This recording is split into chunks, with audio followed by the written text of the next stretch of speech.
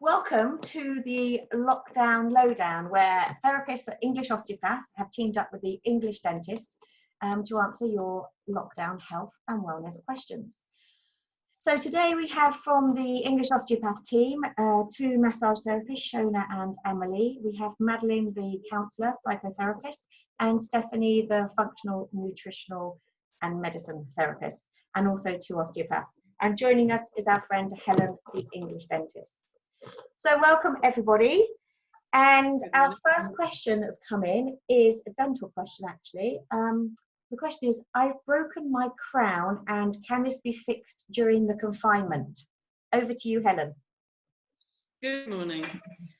So all the dental practices are actually closed at the moment to prevent spreading the virus. And breaking a crown or losing a crown, losing a bridge, this can be a temporary crown or a permanent crown, is not considered a serious emergency. So the best thing we can do is to look after our dental hygiene. Normally, when a crown comes off, this is not painful. We've just got a space in our mouth, which can be really annoying. And we do tend to get used to it after a while. But every time you eat, you need to clean your teeth. So the main thing is hygiene, hygiene, hygiene. Obviously, we're all at home. We can all clean our teeth after every meal. And also, if you can get some mouthwash, next visit at the supermarket, next visit at the pharmacy, Listerine is great. So the main thing to think is just keep your mouth really clean. And don't lose the crown if it's not broken. I have a question. Can you stick it on with super glue or chewing gum? Nope. Please don't stick it on with super glue. Super glue can lead to all sorts of problems. You might put the crown on the wrong way. It might not then fit in your mouth properly, etc., etc. So we'll avoid the super glue. Chewing gum could be an option. If you make sure your tooth is clean and the inside of the crown is clean and you can fit it perfectly, you feel happier with it. But remember, it's not going to be stuck permanently. So be careful what you eat afterwards. Don't go and eat a really sticky toffee or something like that. You can also get a temporary filling kit. So the temporary filling kits, I've had a look online. Some seem to have been sold out. Amazon still have a few. If you look up temporary filling kit, and that you can use as a filling if you lose a piece of tooth or a filling, or you could put it on the inside of your crown and that would help it to stay in. Again, it's not permanent. Be careful. Try not to swallow it afterwards. That's really helpful. Anything else from anybody else? No? I was wondering whether it is what I'm hearing from you, Helen, that it's maybe better to just not try to do anything with your crown because it could come off and you could swallow it. I was thinking, well, chewing gum, what about the sort of denture stuff? Liner. Maybe it's probably better to just leave it and be patient and look forward to seeing your lovely English dentist. You are right. For most of the patients that have called me, I have said to them, put your crown in a little box, make sure you don't lose it, and keep what's left of your tooth safe in your mouth by keeping it really clean. I think it's a safer option. Normally people get used to the fact that they've got a space in their mouth after a couple of days. Okay, great advice there. Next questions come in. What can I do to boost my immunity in this time? Who wants to start on this? Stephanie. Okay, so a few simple things is you can take some supplements. So key supplements to be taking at the moment is vitamin C, zinc and vitamin D. You can get them in your pharmacies or in sort of Naturalia, organic shops or anything like that, but just pay attention to the backs of what's in there, what ingredients are in there, and also the dosage. So you want to be having about 15 milligrams of zinc, 2,400 micrograms of vitamin C, and around 1,000 IU of vitamin D. And there's a really interesting study at the moment over in China in Wuhan where doctors have been, or scientists have been treating patients with vitamin C. So in a drip, in an IV drip, they've been using 2,400 micrograms of vitamin C and they've been seeing some really beneficial results. So it's a good thing to be boosting your immune system right now. on a dietary side, you can eat loads more fruits and veggies, just really boost your daily intake of fruits and veggies and antioxidants. That's where you're going to be getting all of the benefits from all the food you can be eating. Great. What else can we do to improve your immune system? What about stress, Madeleine? Or, yeah, stress.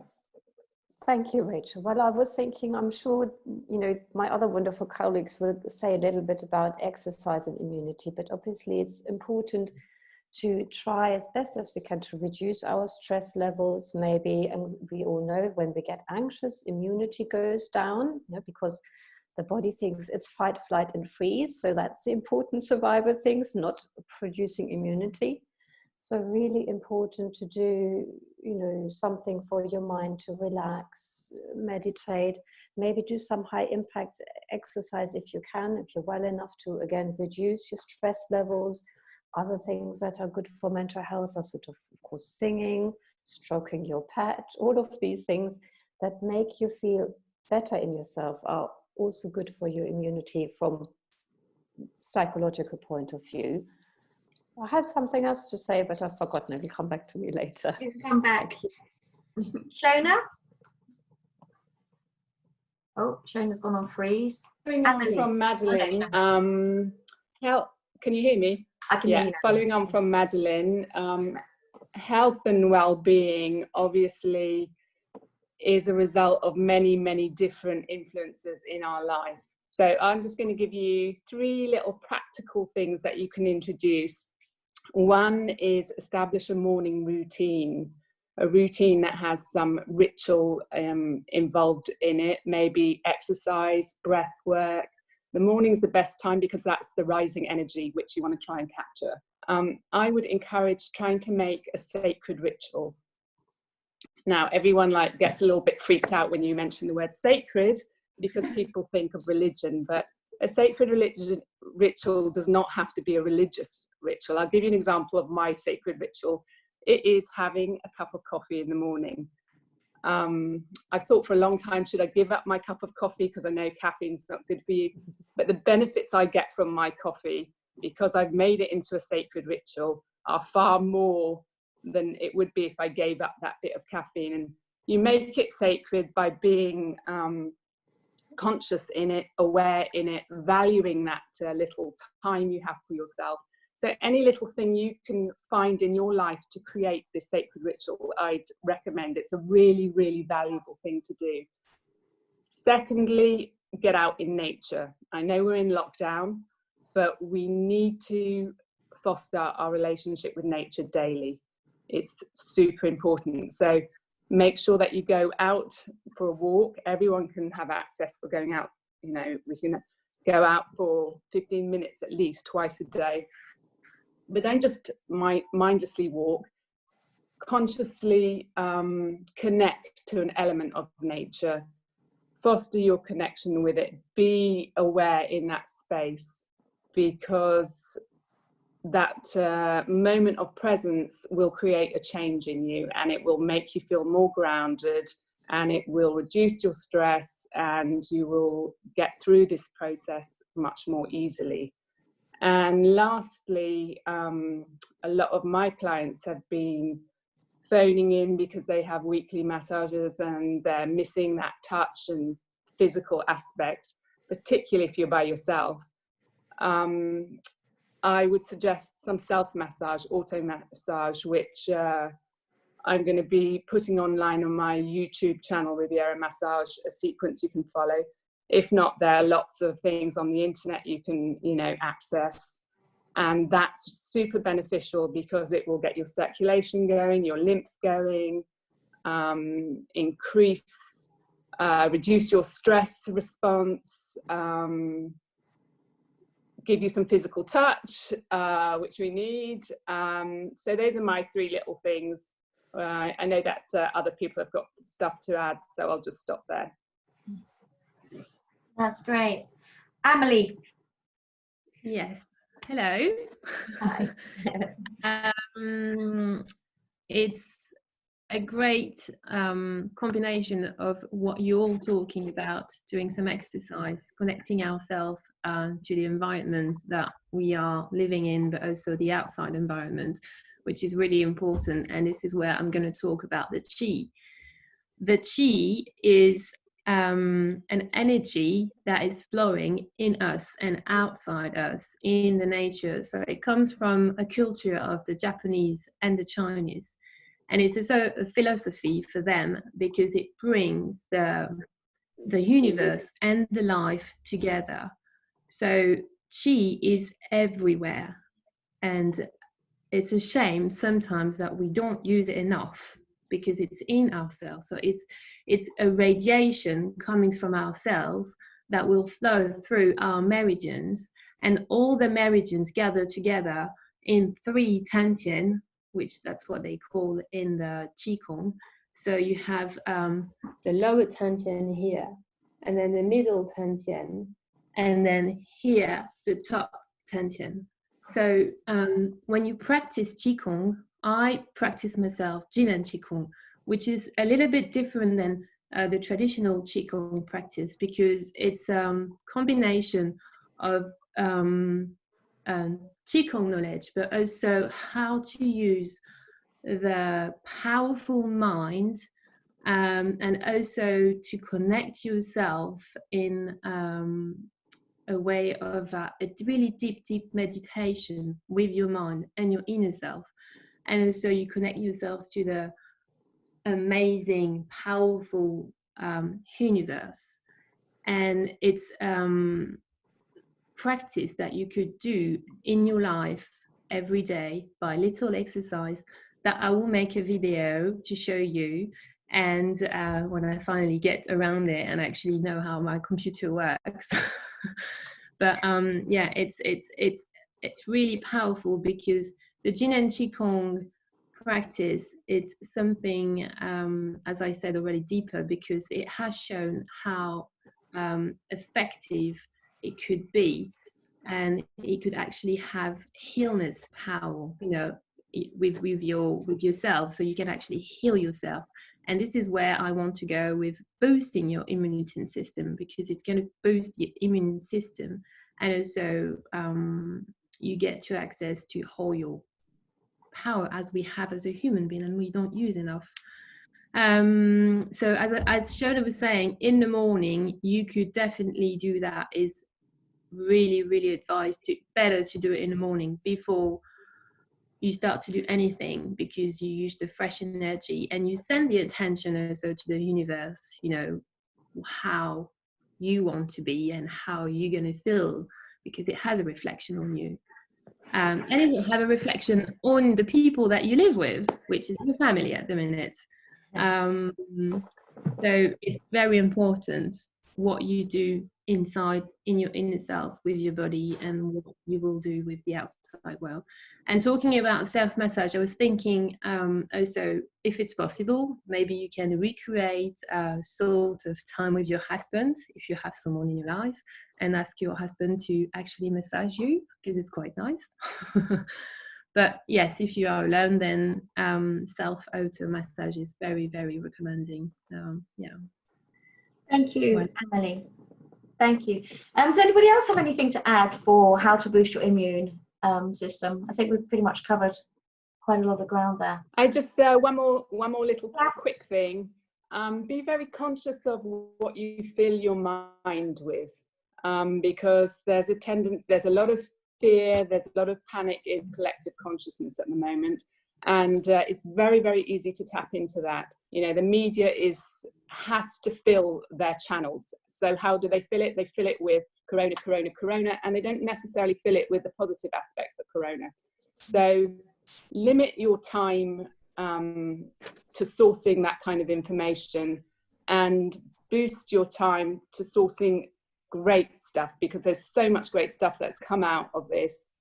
There's so much free stuff going on online. If you're someone who's a little bit addicted to your telephone or your internet, find the good stuff, not the bad stuff.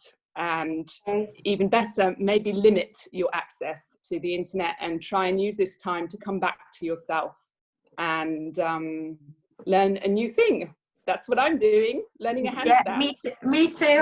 I'm switching off a lot, I have to say. Madeleine, did you want to say something briefly? Yes, perfect synchronicity. Shona took the word out of my mouth, so led me in. I was really going to say, I'm still working online, and I was having a really interesting conversation with a colleague of mine who also works online.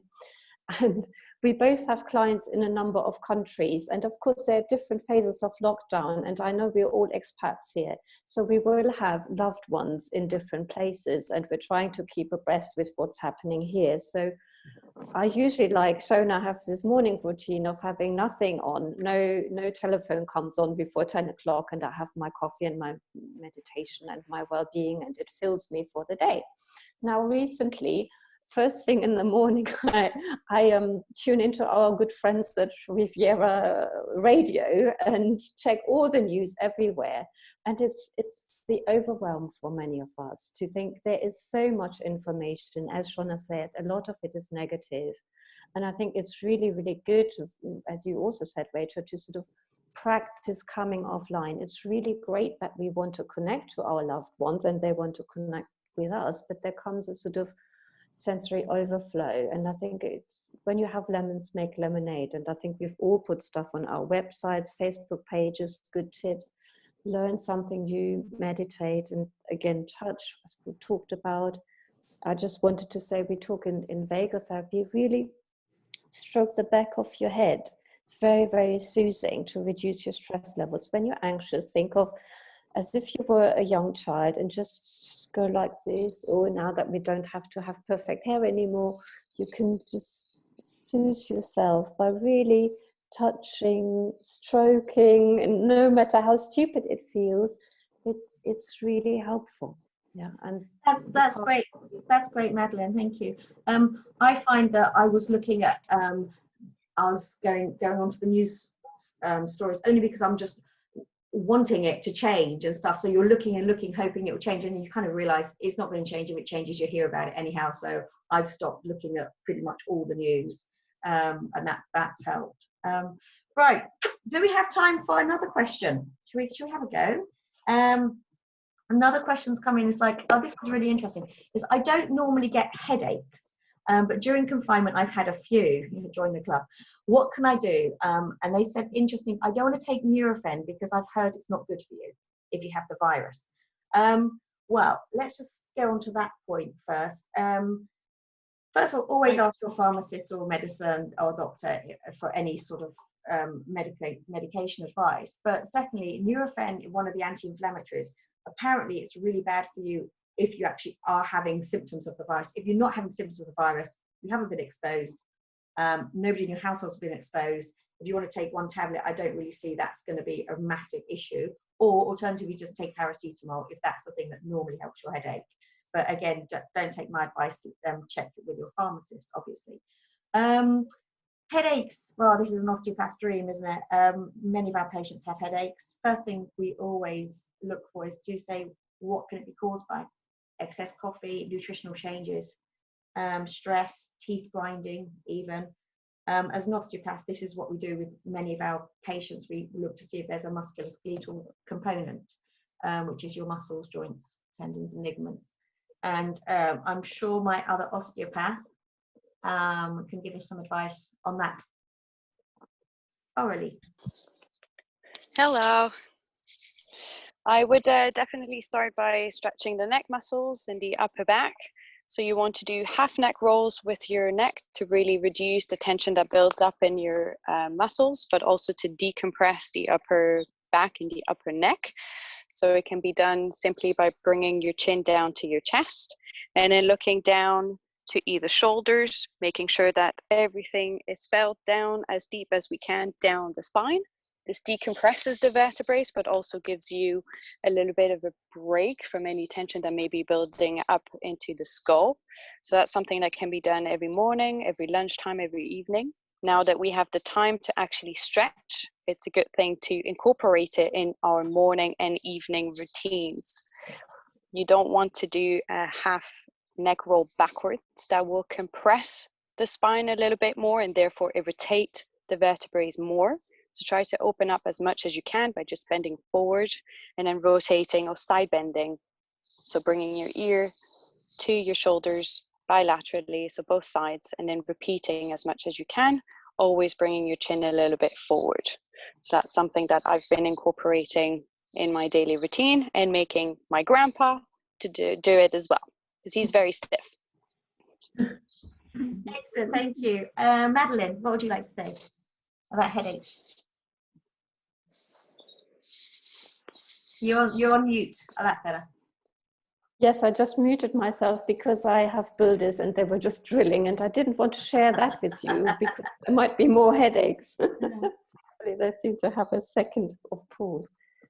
A bit like we said before, reduce your stress levels, try and stay in the moment. You know, worry thoughts, the influx of information, of worry, people worried about their business. I have people in different countries. One government said you might be locked down for 6 months, and she said, well, you know, I can't bear that. So if you feel really anxious and stressed, please also go to your GP for maybe some medication to help you through with the anxiety. There's good herbs out there, self-massage again, but I think really being in the moment and just think, what am I going to do in the next 5 minutes? What am I going to do 10 minutes? What's there to uplift me? And I think, again, less screen time, which is surely not good for us. And I hand back over to the team. Stephanie. So I thought I'd just explain a little bit about why ibuprofen is not so great to take. So the reason why is because ibuprofen actually isn't great for the gut, and the intestinal lining is actually only 1 cell thick throughout the whole of the body, but it actually is surface area is as big as a tennis court. So it's a huge amount of area, and if there's anything that sort of is damaging to that area, it immediately inflames the immune system. And what we don't want is the immune system to be working on overpower.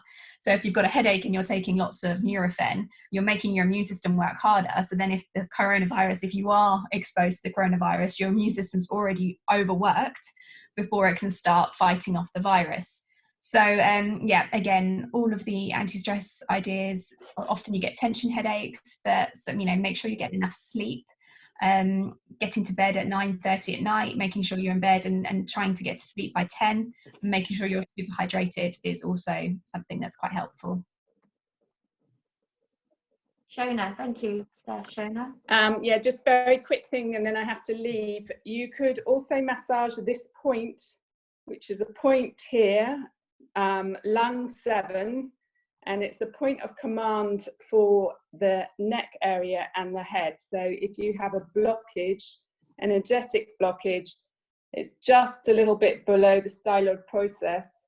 Massaging into there will help. If you just look up lung 7 on the internet, you can find the exact location. So that is a specific acupuncture point. On me, whereabouts would it be? Yeah, it's about that. Bit down, bit down.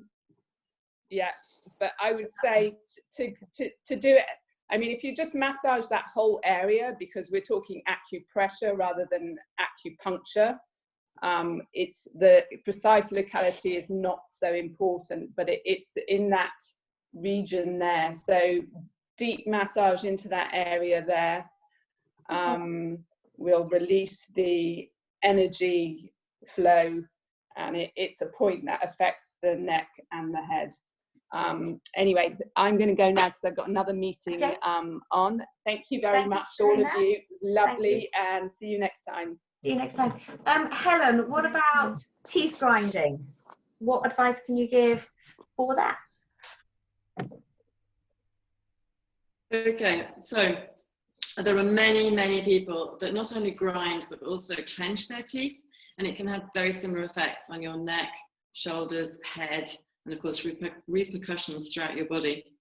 Some people are genetic tooth grinders. Now that would be more difficult to sort out right now. We normally put some kind of gum shield in the mouth.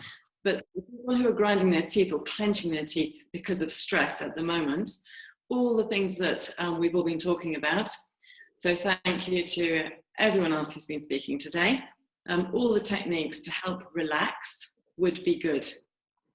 Obviously, nobody can go to see a dentist at the moment, so we're not going to be fitting any gum shields to prevent the grinding at the moment. So it has to be something that we can do at home. And everyone else has helped us with that this morning, given us ideas of what we can do to relax.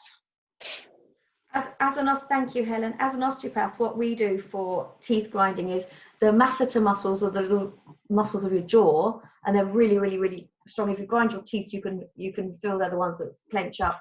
We do to get to them. We put our fingers behind our ears, and that gives a nice place for our thumb. You just rub your thumb down, and if you kind of grind your teeth at the same time, you can really feel it. And that's kind of a good way of self-massage into those masseters. Just like hand hook behind your ear and just do that, and that's and it actually is one of those horrible pains that you really know is good for you. So that's one thing that we can do, but obviously there's many it hurts, and that's good.